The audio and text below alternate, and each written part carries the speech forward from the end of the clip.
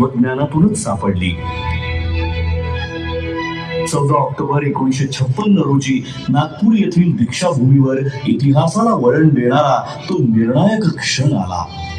त्या दिवशी डॉक्टर बाबासाहेब आंबेडकरांनी बौद्ध धम्माचा स्वीकार केला आणि सुमारे 5 लाख अनुयायांना धम्म दीक्षा देऊन एका महान सामाजिक क्रांतीची सुरुवात केली.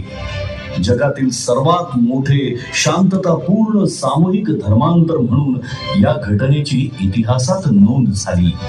त्यांनी केवळ संविधानाची निर्मिती केली नाही, तर एका सशक्त, न्यायप्रिय आणि एकात्म राष्ट्राचा पाया रचला.